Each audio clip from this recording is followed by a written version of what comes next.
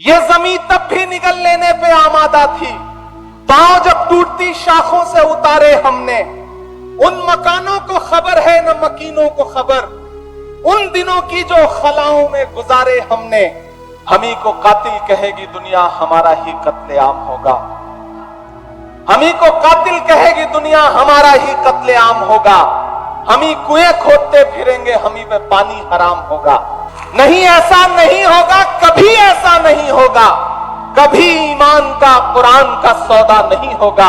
हमें तुम कत्ल कर दो शौक से मंजूर है, लेकिन शरीयत के किसी मुद्दे पे समझौता नहीं होगा। ग्लोबल टुडे, खबर जो करे असर।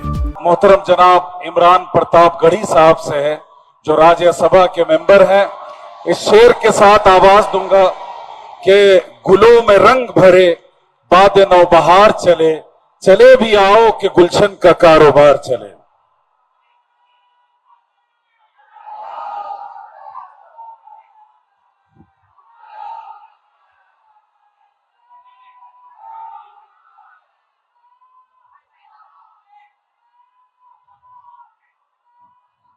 सलाम करता हूं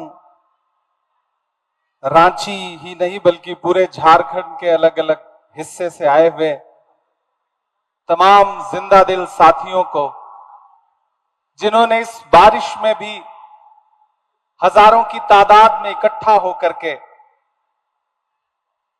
पूरे मुल्क को एक संदेशा देने का काम किया है।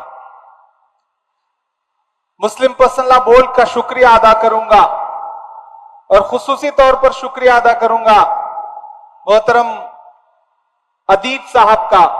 उन्होंने मुझे हुक्म दिया कि आपको हाजिर होना है।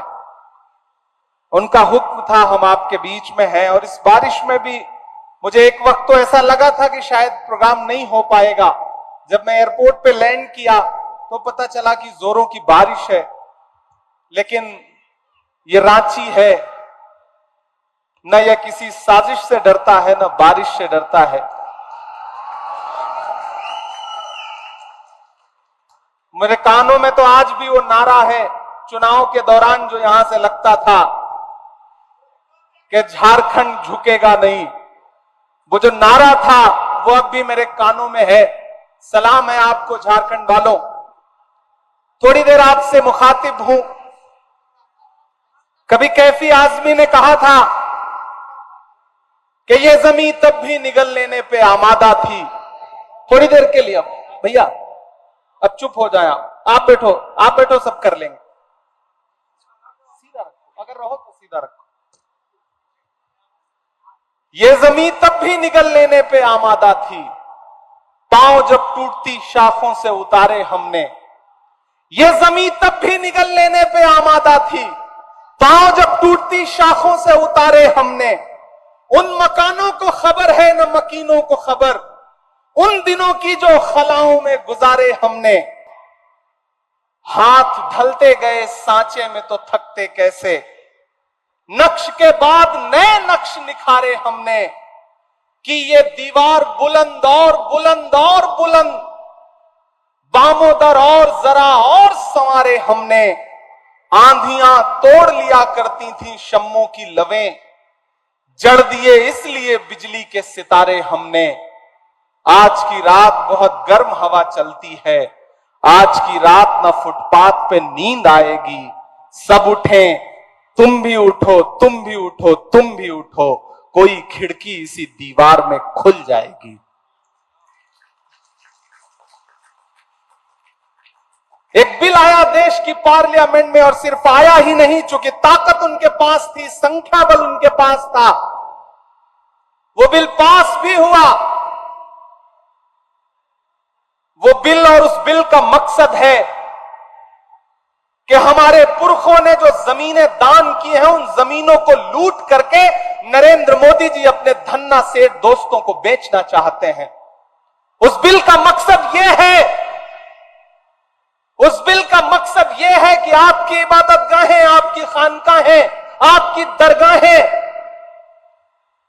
महफूज न रह जाएं, आप उसी में उलझे रहें।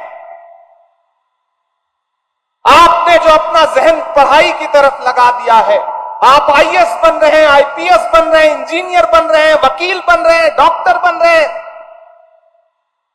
तो एक सिस्टम है जो चाहता है कि आपका जहन उससे हटे और आप अपना सारा जहन इधर लगा दें ताकि आप उस सिस्टम का हिस्सा ना बन सकें। इस सोच के साथ एक बिल लाया गया। मैं 3 साल से देश की पार्लियामेंट में हूं। मैं 3 साल से मुसलसल देख रहा था, कभी प्राइवेट मेंबर बिल के जरिए वक्फ रिपील एक्ट लाया जाता था। उसी समय मुझे समझ में आ गया था कि एक बड़ी साजिश रची जा रही है और वो बिल की शक्ल में आएगी। बिल आया, पास भी हो गया क्योंकि संख्या बल उनके पास था।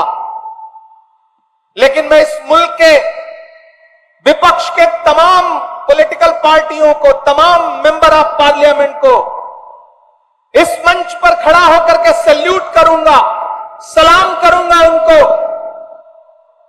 कि अगर लोकसभा में उस बिल के समर्थन में 288 वोट पड़ रहे थे तो उस बिल के खिलाफ में 232 वोट पड़े,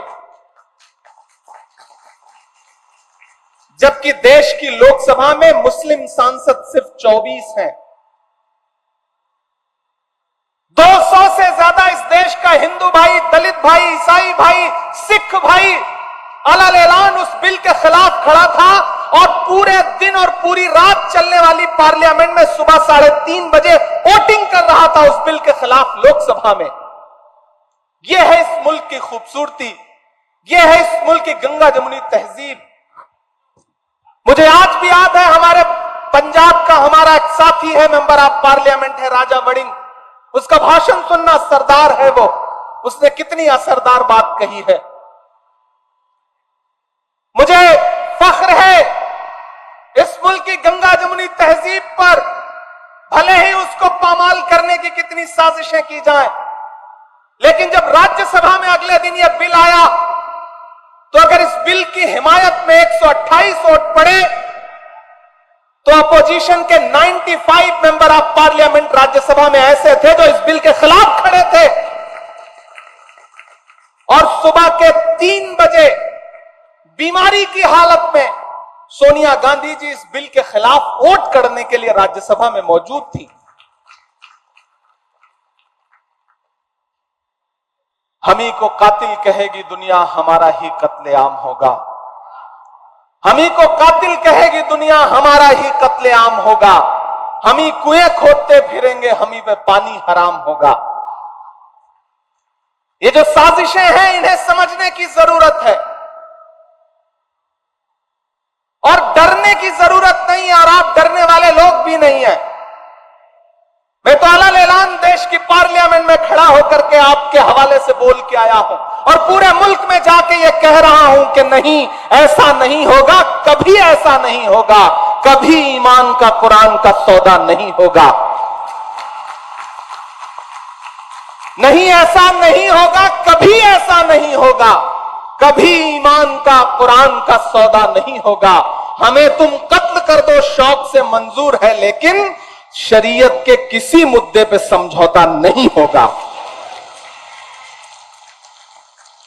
नहीं होगा। लेकिन एक बात मैं यहां खड़ा होकर कहना चाहता हूं, मुस्लिम पर्सनल लॉ बोर्ड के तमाम जिम्मेदारान बैठे हैं, हमारे तमाम सियासी साथी बैठे हैं कि हुकूमतों ने आपको परेशान करने के लिए, आपको पामाल करने के लिए अपने तरीके बदल दिए हैं, अपने हथियार बदल दिए हैं, तो आपको भी लड़ाई के तरीके बदलने पड़ेंगे। आपको अपनी लड़ाई के तरीके बदलने पड़ेंगे, आपको अपनी भाषा बदलनी पड़ेगी।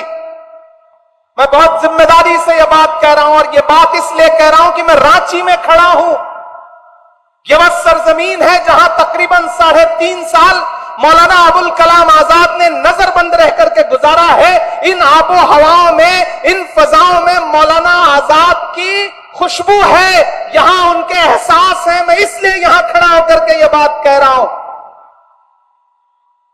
मैंने जब देश की पार्लियामेंट में अपनी तकरीर शुरू की थी तो उस समय भी मौलाना आजाद से शुरू की थी।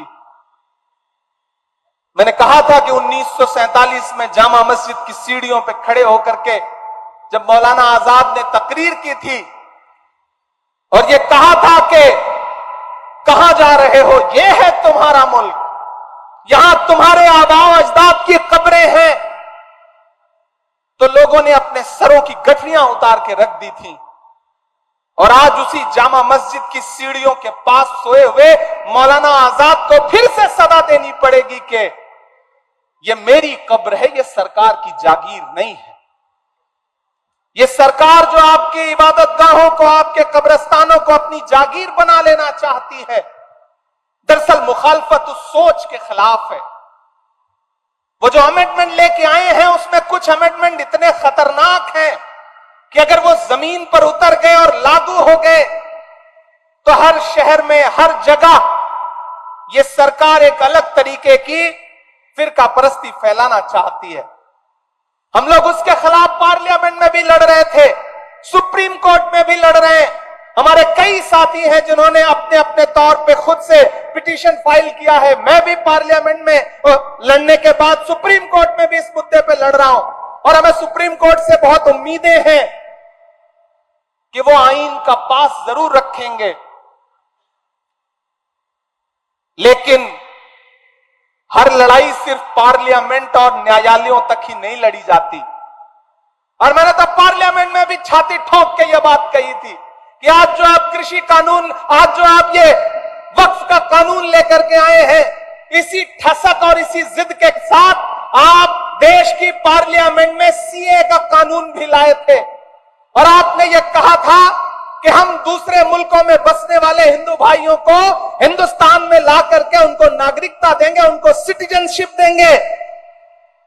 लेकिन मैंने उनकी पोल खोलते हुए यह बात कही थी कि पिछले 10 साल में 2000 हिंदू भाई भी आपसे नागरिकता मांगने के लिए नहीं आए। इसके उलट 15 लाख हिंदुस्तानियों ने पिछले 10 साल में हिंदुस्तान की सिटीजनशिप छोड़ दी, दूसरे मुल्कों में जाकर के बस गए। यह अंजाम हुआ है उस कानून का। ऐसे ही कृषि कानून लेकर के आए थे, उसके फायदे गिनवाए थे पूरे मुल्क को उन्होंने। लेकिन आपको याद होगा, मैं सलाम करूंगा अपने देश के किसानों को कि उन्होंने दिल्ली की सरहद पर आकर के अपने तंबू गाड़ दिए। 700 किसान शहीद हो गए और एक दिन मजबूर होकर के देश के प्रधानमंत्री को अपने रूंधे गले के साथ देश से कहना पड़ा कि हम कृषि कानून वापस ले रहे हैं। यह अंजाम हुआ उस कानून का। तो आप ये मत समझिए कि देश की पार्लियामेंट में कानून उन्होंने पास कर दिया तो अब आप खामोश होकर बैठ जाएंगे। नहीं, देश का आईन आपको ताकत देता है, आपको इजाजत देता है और आपसे कहता है कि अगर कोई कानून आवाम के खिलाफ है तो उस पर बात होनी चाहिए, एहतजाज होना चाहिए। और मुझे खुशी है कि पूरे मुल्क का मुसलमान एहतजाज कर रहा है और ये कह रहा है कि हम इस लड़ाई को छोड़ेंगे नहीं, इस लड़ाई को लड़ते रहेंगे।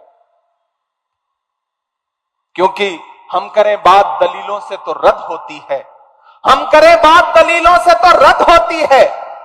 उनके होठों की खामोशी भी सनद होती है। कुछ न कहने से भी छिन जाता है एजाज़े सुखन, जुल्म सहने से भी जालिम की मदद होती है। ये जुल्म सहना नहीं है, इसके खिलाफ आवाज उठानी है। क्योंकि इसी जमीन में जो खुददारी बोई है मौलाना अबुल कलाम आजाद ने। मैं आज रास्ते में आ रहा था तो मैं दिल्ली के जामा मस्जिद में 1947 में उनका दिया गया भाषण, उनकी तकरीर पढ़ रहा था। तो मुझे लगा कि जब मैं वहां खड़ा होऊंगा तो मैं दोनों को कैसे एक दूसरे से कनेक्ट करूं। 1947 में दिल्ली की जामा मस्जिद की सीढ़ियों पे मौलाना आजाद की तकरीर और 3.5 साल यहां नजरबंद रहते हुए उन्होंने जो सोचा, जो लिखा, शायद दोनों बहुत एक दूसरे से कनेक्ट करते हैं। और आज तो बारिश भी हुई है। उन्होंने उस वक्त कहा था तकरीर करते हुए कि अजीजों, अपने दिलों को मजबूत बनाओ, अपने दिलों को मजबूत बनाओ और अपने दिमागों में सोचने की आदत डालो। फिर देखो ये फैसले तुम्हारे लिए कितने फायदेमंद होंगे। ये देखो मस्जिद के मीनारे तुमसे उचक उचक कर सवाल कर रहे हैं कि तुमने अपने तारीख के सफात को कहां गुम कर दिया है। अभी कल की ही बात है कि यही जमुना के किनारे तुम्हारे काफिलों ने वजू किया था और आज तुम हो कि यहां रहते हुए खौफ महसूस करते हो। अजीजों, अपने अंदर एक बुनियादी तब्दीली पैदा करो। तुम्हारा खौफ बेजा है। मुसलमान और बुजदिली एक जगह जमा नहीं हो सकता। सच्चे मुसलमान को कोई ताकत हिला नहीं सकती है, न कोई खौफ डरा सकता है। चंद इंसानी चेहरों के गायब हो जाने से डरो मत। अजीजों, तब्दीलियों के साथ चलो। यह ना कहो कि इसके लिए तैयार नहीं थे, बल्कि तैयार हो जाओ। सितारे टूट गए हैं लेकिन सूरज तो चमक रहा है, उससे किरण मांग लो और उन अंधेरी राहों में बिछा दो जहां उजालों की सख्त जरूरत है। मैं तुम्हें यह नहीं कहता कि तुम हाकिमाना इक्तिदार के मदरसे से वफादारी का सर्टिफिकेट हासिल करो। मैं कहता हूं कि जो उजले नक्शो निगार तुम्हें इस हिंदुस्तान में माजी की यादगार के तौर पर नजर आ रहे हैं, उन्हें तुम्हारा ही काफिला लाया था। उन्हें भुलाओ नहीं, उन्हें छोड़ो नहीं, उनके वारिस बनकर रहो। समझ लो, तुम भागने के लिए तैयार नहीं तो फिर कोई ताकत तुम्हें नहीं भगा सकती है। आओ अहद करो कि यह मुल्क हमारा है। आओ अहद करो कि यह मुल्क हमारा है। हम इसके लिए हैं और इसकी तकदीर के बुनियादी फैसले हमारी आवाज के बगैर अधूरे रहेंगे। आज जलजलों से डरते हो, कभी तुम खुद जलजला थे। आज अंधेरे से कांपते हो, क्या याद नहीं रहा कि तुम्हारा वजूद खुद में एक उजाला था। ये बादलों ने मैला पानी क्या बरसाया कि तुमने भीग जाने के डर से पायजामे ऊपर चढ़ा लिए। वो तुम्हारे ही इस्लाफ थे जो समुद्रों में उतर गए, पहाड़ों की छातियों को रौंद डाला। आंधियां आई तो उनसे कह दिया कि तुम्हारा रास्ता ये नहीं है।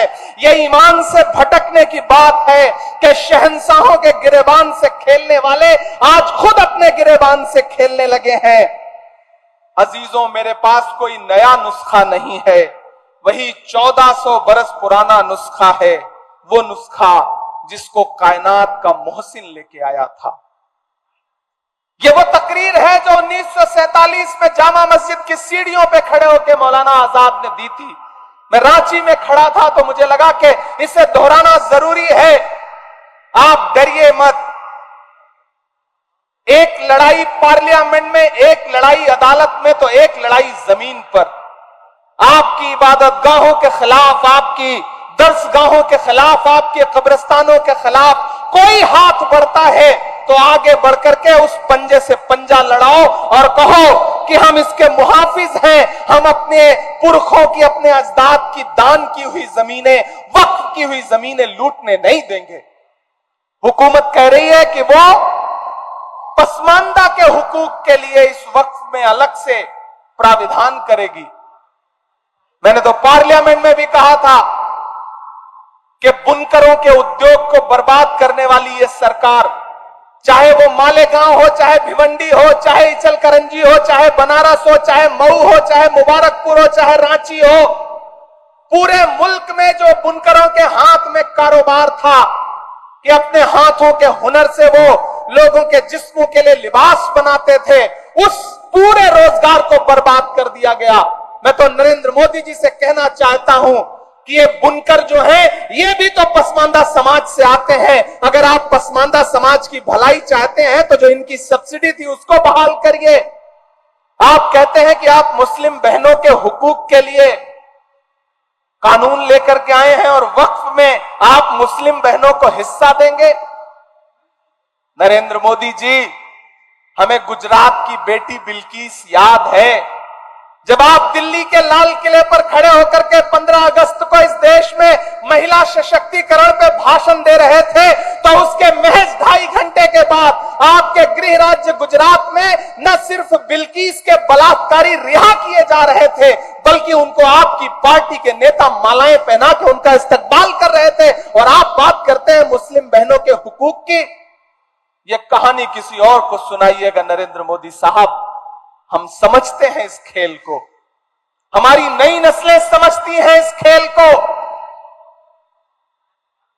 यह लड़ाई जारी रहनी चाहिए। रांची वालों, एक बात याद रखना कि जब वक्त पे कोई लड़ाई लड़ी जाती है तो जीत उसमें यकीनन हमारी होती है। वक्त की अहमियत को समझना पड़ेगा। जो अखबार सुबह 5 रुपए का एक बिकता है, शाम होते होते वही 5 रुपए का 1 किलो मिलता है। वक्त की अहमियत को समझना पड़ेगा। खामोश मत होइएगा, डरिएगा मत, क्योंकि जब तक शेर अपनी कहानियां खुद लिखना नहीं सीखेंगे, तब तक अपनी कहानियों में शिकारी खुद को महान बताते रहेंगे। हर प्लेटफॉर्म पे आवाज उठाइए, आवाजें बुलंद बोलिए। इस देश के सिख भाई, इस देश के आदिवासी भाई, इस देश के दलित भाई, इस देश के पिछड़े और इस देश के अमन पसंद फॉरवर्ड क्लास के लोग भी आपके साथ हैं। वो इस लड़ाई में आपकी बाट जोड़ रहे हैं और आपका साथ देने के लिए तैयार हैं। और मैं जिस पार्टी से आता हूं, उसका माइनॉरिटी डिपार्टमेंट का नेशनल चेयरमैन होने की हैसियत से भी कह रहा हूं कि आने वाले दिनों में जब भी सरकार बदलेगी, मैं यकीन दिलाता हूं आप सारे लोगों को कि पहली फुर्सत में जब भी हुकूमत बदलेगी, ये जो भी आईन के खिलाफ जाकर के अमेंडमेंट लाए हैं, इसको एक झटके में फिर उसी संसद के जरिए बदलने का काम इंडिया गठबंधन करेगा, कांग्रेस पार्टी करेगी। हम आपको भरोसा दिलाते हैं। इसलिए बिल्कुल मायूस मत होइए, मायूसी कुफ्र है। हम लड़ेंगे, अपनी जमीनों की हिफाजत करेंगे, अपनी दरसगाहों की हिफाजत करेंगे, अपनी खानकाहों की हिफाजत करेंगे, अपने कब्रिस्तानों की हिफाजत करेंगे। कोई हुकूमत, कोई सरकार हमसे छीन नहीं सकती। और अभी हफीजुल भाई ने तो भरोसा भी दिलाया, यहां के चीफ मिनिस्टर साहब भी, हेमंत सोरेन साहब भी इस चीज को लेकर के संजीदा हैं। तो कम से कम कर्नाटक हो, तेलंगाना हो, झारखंड हो, ऐसे कई सूबे हैं जहां भाजपा की नफरत वाली सोच के बरक्स एक नई सेकुलर सोच खड़ी है, जो उनके किसी भी कानून के खिलाफ, जो कानून अवाम के हक में नहीं है, उसको अपने यहां इंप्लीमेंट नहीं होने देगी। ये हम आपको भरोसा दिलाते हैं। आपने बहुत लंबी तकरीरें सुनी है, बहुत ज्यादा बात नहीं करनी है। बस आपका इस बात के लिए शुक्रिया अदा करना है कि आप इस बारिश में भी हजारों की तादाद में यहां इकट्ठे हुए। कोई आंधी, कोई तूफान, कोई बारिश अगर आपको रोक नहीं पा रहा है, तो फिर ये आपका जज्बा ही हमारी ताकत है। ये जो हमारे मुस्लिम पर्सनल लॉ बोर्ड के जो तमाम बुजुर्ग बैठे हैं, ये आपके हौसले की बुनियाद पर लड़ रहे हैं। इन्होंने अपनी उम्र जी ली है, लेकिन ये अपने आने वाले मुस्तकबिल के लिए लड़ रहे हैं, अपने नए नस्ल के बच्चों के लिए लड़ रहे हैं। यहां मौजूद एक एक शख्स हमारे इन बुजुर्गों के हौसले के लिए, इनके लिए दुआ के लिए एक एक हाथ उठा करके, ताली बजा करके इनका एहसास दिलाए कि कौम की नई नस्ल आपके साथ खड़ी है। आप पूरे मुल्क में इस आंदोलन की अलख जगा के रखिए, इंकलाब बर्पा करके रखिए। इंशाअल्लाह नई नस्ल आपको जब भी जरूरत होगी, बदन में जो भी लहू है तेरी अमानत है, जहां जहां हो जरूरत वसूल कर लेना। हम सारे लोग किसी कुर्बानी से पीछे नहीं हटेंगे। किसानों ने 700 जानें कुर्बान की, लेकिन हुकूमत को झुकने पे मजबूर कर दिया। तो हम तो सरकार से कहना चाहते हैं कि तुझको कितनों का लहू चाहिए अर्ज़े वतन, कितनी आहों से कलेजा तेरा ठंडा होगा। अगर आपके कलेजे की ठंडक के लिए आपको कुर्बानियों की दरकार है, तो मैंने पार्लियामेंट में भी कहा था और यहां भी कह रहा हूं कि उनसे 2 कदम आगे ये इमरान खड़ा मिलेगा। अगर आपको कुर्बानियों की दरकार है तो आप लीजिए। और हमने अभी दिखाया, समाज ने दिखाया कि जब पड़ोस के मुल्क ने हमारे मुल्क में दहशतगर्दी फैलाई तो बंगाल के झंटू अली शेख ने पहली शहादत दी पहलगाम अटैक के बाद। जब पड़ोसी मुल्क ये सोच रहा था कि हिंदुस्तान में नफरतें फैला करके वो हमारी एकजुटता को तोड़ने का काम करेगा, तो कर्नल सोफिया कुरैशी आगे निकल के आई और उसने पूरी दुनिया को बताया कि ऑपरेशन सिंदूर क्या था।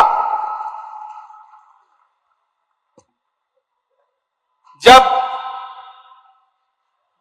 पड़ोसी ये सोच रहा था कि हम भारत को कमजोर करने के लिए कौमों में नफरतें फैला देंगे, तो बिहार के छपरा के बीएसएफ के इंस्पेक्टर मोहम्मद इम्तियाज ने कहा कि मैं इस मुल्क के लिए जान कुर्बान करने को तैयार हूं, और उन्होंने इस मुल्क की मिट्टी के लिए अपनी जान कुर्बान कर दी और जवाब दे दिया उनको जिन्होंने कहा था कि पंचर बनाते हैं लोग। याद है वो जुमला? कहा था ना कि पंचर बनाते हैं लोग। लेकिन इस कौम ने बता दिया, इस समाज ने बता दिया कि नहीं साहब, हम सिर्फ पंचर नहीं बनाते हैं। मैंने तो एक शेर कहा उस दौरान की, ये किसने कह दिया तुमसे कि बस पंचर बनाते हैं? ये किसने कह दिया तुमसे कि बस पंचर बनाते हैं? वतन पे हंस के जो कट जाएं ऐसे सर बनाते हैं। वो चाहे ब्रिगेडियर उस्मान हो या वीर अब्दुल हमीद हो, जब भी आपको जरूरत पड़ी है हम 2 कदम आगे खड़े मिले, तो हम यहां से खड़े होकर इस सरकार से ये कहना भी चाहते हैं कि इतना जुल्म मत करिए। ये बड़े भोले भाले लोग हैं, खुदा ने इनके हाथों में हुनर दिया है, अपने हाथों के हुनर की बुनियाद पर अपने लिए 2 रोजी और रोटी का जुगाड़ करते हैं, मेहनत करते हैं, कमाते हैं। इनको कम से कम सुकून से मस्जिदों में इबादत करने दीजिए, खानकाहों में बैठने दीजिए, दर्सगाहों में पढ़ने दीजिए और सुकून से कब्रों में सोने दीजिए। हमारी कब्रों पे बुलडोजर मत चलाइए। हम आपसे ये मुतालिबा करते हैं और हमें डराइए मत। मत समझना डराने से डर जाएंगे, अब के सारी हदों से गुजर जाएंगे। मत समझना डराने से डर जाएंगे, अब के सारी हदों से गुजर जाएंगे। मौत के नाम का खौफ देता है क्यों? मौत जिस रोज आएगी मर जाएंगे।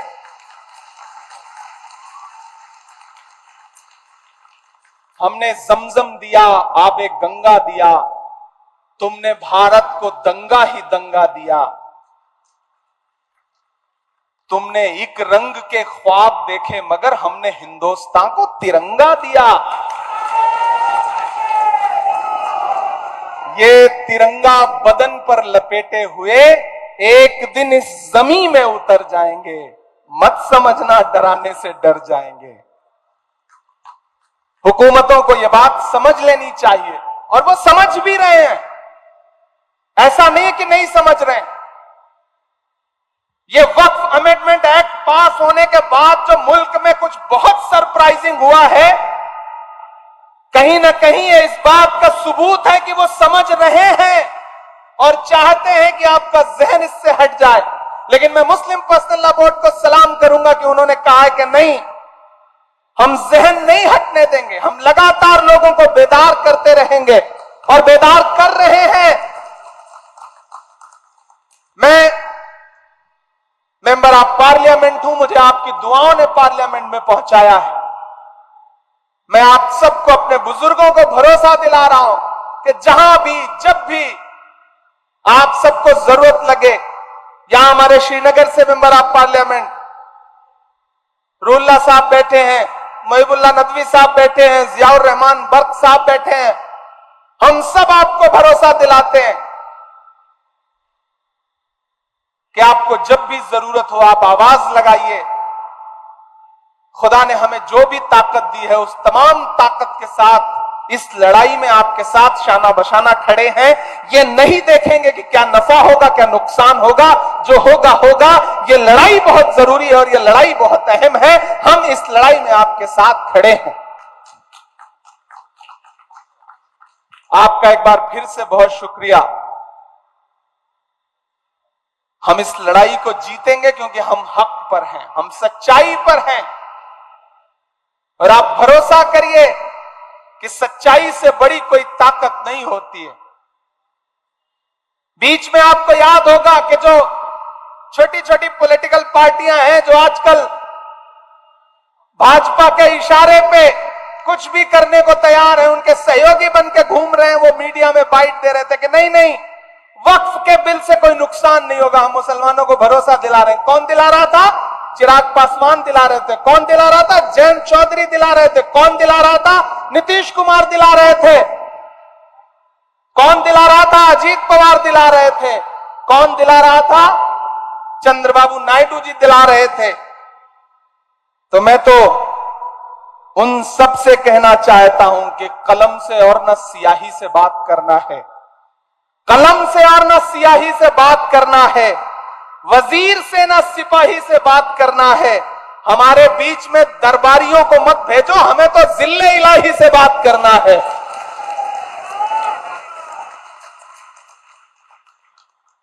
हम हुकूमत से सीधे कह रहे हैं कि आप आईन को कुचलिए मत।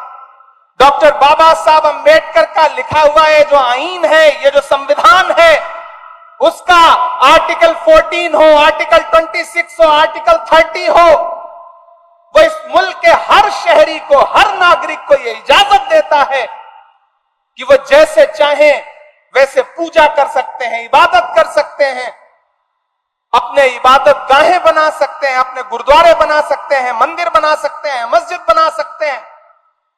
आप उस आईन को पामाल कर रहे हैं। नरेंद्र मोदी जी की बड़ी एक ऐसी बात आपको बताता हूं कि आपको लगेगा कि हां यह भी एक पहलू है। वो जब भी जिस चीज को ज्यादा रखने की कोशिश करें, ज्यादा उसके फेवर में दिखने की कोशिश करें, समझ लीजिए खतरा ज्यादा है। 2014 में याद है जब वो देश के प्रधानमंत्री बनकर पहली बार देश की पार्लियामेंट में आए थे, तो उन्होंने देश की पार्लियामेंट की सीढ़ियों पे माथा टेका था। याद है आपको वो तस्वीर? संसद में घुसने से पहले संसद की सीढ़ियों पे माथा टेका था। और अंजाम फिर क्या हुआ कि 10 साल बीतते बीतते उन्होंने पुरानी संसद ही बदल दी, नई संसद बना दी। इस बार उन्होंने क्या किया है? इस बार उन्होंने संविधान को माथा टेका है। इसलिए खतरा बहुत बढ़ गया है। ये जो एक्ट ला रहे हैं दरअसल ये संविधान को बदलने की साजिशें हैं। और उनके तमाम नेता हो, चाहे लल्लू सिंह हो, चाहे अनंत हेगड़े हो, चाहे दिया मिर्धा हो, चाहे अरुण गोविल हो, उन्होंने चुनावी नारों में कहा है कि हम संविधान बदलेंगे, हमें 400 सीटें दीजिए। वो तो भला हो इस देश के अमन पसंद लोगों का कि उन्होंने 400 पार का नारा लगाने वालों को 240 पे लाके अटका दिया। उनको हुकूमत चलाने के लिए 2 बैसाखियों की जरूरत पड़ी, एक नीतीश बाबू की, एक चंद्र बाबू की। एक भी बैसाखी हटकी, सरकार की सांस अटकी।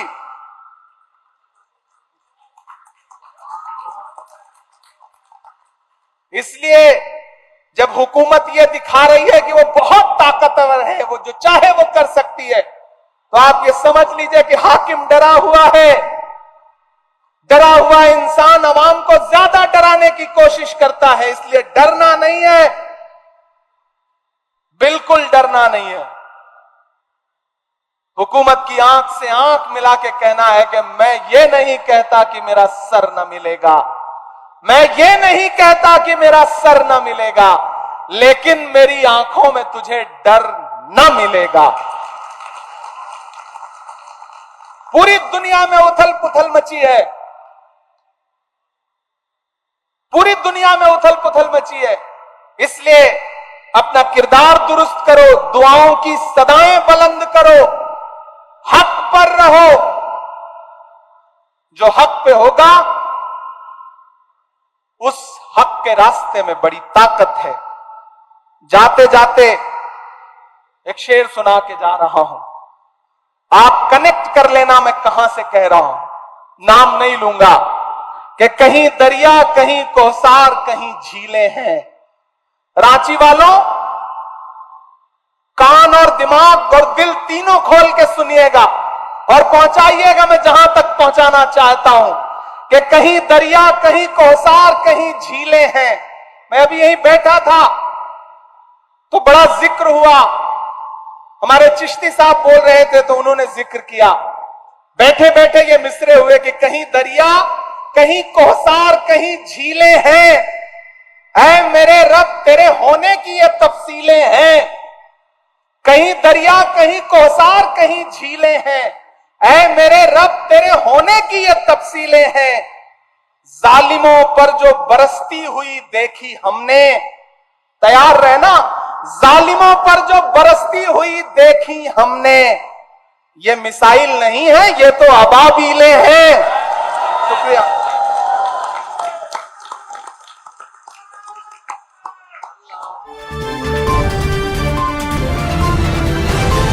ग्लोबल टुडे, खबर जो करे असर।